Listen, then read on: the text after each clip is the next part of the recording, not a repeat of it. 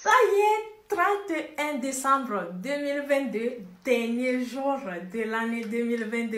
Est-ce que vous êtes chaud bouillant comme je le suis là pour rentrer en 2023 avec tous les objectifs que je me suis fixés, les projets en cours sur le plan professionnel, avoir de nouveaux clients, les fidéliser, augmenter les chiffres d'affaires de mon entreprise Rose Company, mettre en place une meilleure qualité de service de nouveaux produits. Sur le plan personnel, augmenter mon estime de moi, mon niveau de développement personnel, ma relation avec les autres, ma vie de famille. Et vous, quels sont vos objectifs pour l'année 2023? Dites-le moi dans les commentaires. Alors, aujourd'hui, nous allons continuer avec la présentation des livres que j'ai lus en 2022. Là, il nous en reste 5. Je vous retrouve dans les next steps. Le deuxième livre que j'ai lu en 2022, c'est L'entreprise du XXIe siècle de mon auteur préféré en matière d'éducation financière, Robert Kiyosaki, en collaboration avec sa femme Kim Kiyosaki et John Fleming. Alors, dans ce livre, on nous parle d'entrepreneuriat, de création d'entreprise et surtout du marketing de réseau. L'accent est vraiment mis là-dessus. Et moi, la partie que j'ai aimée, c'est la partie de Kim qui s'adresse directement aux femmes sur leur éducation financière, sur leur liberté financière comme une nécessité. Ça nous parle également d'investissement, des formations nécessaires pour nous si nous voulons réussir sur le plan professionnel et sur le plan personnel également. Ça nous parle de mindset, de développement personnel. C'est vraiment un livre intéressant. Septième livre que j'ai lu en 2022, c'est Power de Robert Greene. C'est un livre classique et apparemment il est interdit dans toutes les prisons. C'est normal. Le livre contient beaucoup de secrets. En plus, il m'a pris 3 mois et demi pour le terminer.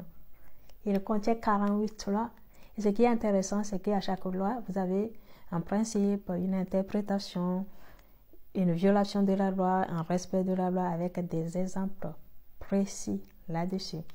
Il contient en fait des secrets sur l'art de la guerre, la manipulation, les stratégies des grands dirigeants de tous les temps, les stratégies aussi des grands voleurs pour captiver leurs cibles.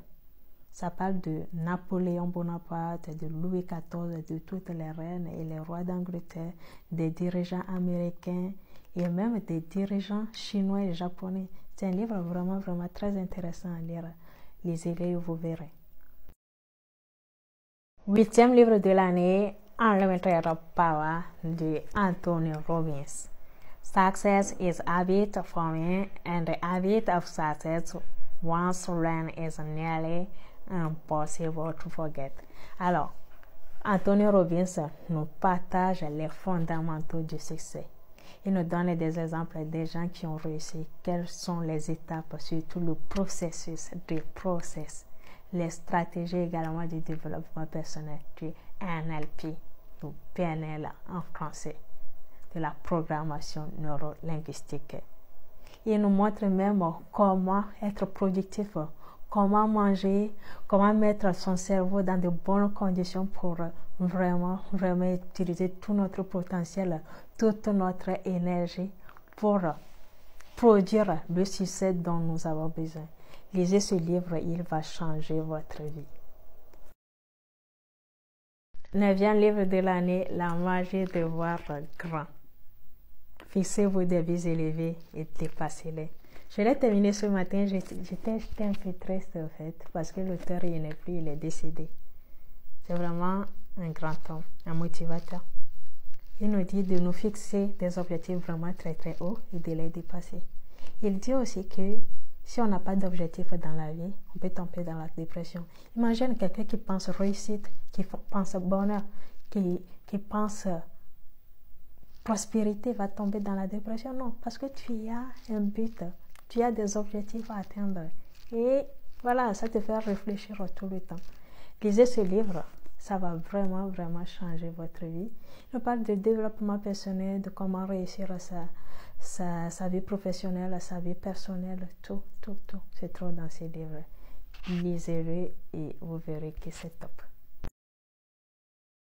10e et dernier livre de l'année, The Light Will Carry, Overcoming in Uncertain Times de Michelle Obama. Je ne l'ai pas encore terminé, je vais le terminer, disons, dans 2 semaines. Alors, il est aussi intéressant que le premier que j'ai lu en 2020, Becoming. Dans ce livre, il nous retrace encore son enfance, sa relation avec ses parents, sa vie d'adulte, l'université, sa carrière professionnelle, sa rencontre avec Barack, les 2 mandats à la Maison-Blanche de 2009 à 2017 et surtout de développement personnel, puisqu'elle parle de cette lumière qui est en nous, de la découvrir et de pouvoir la partager avec les autres. C'est un livre vraiment très très intéressant. Lisez-le, vous allez adorer. Je vous dis à très très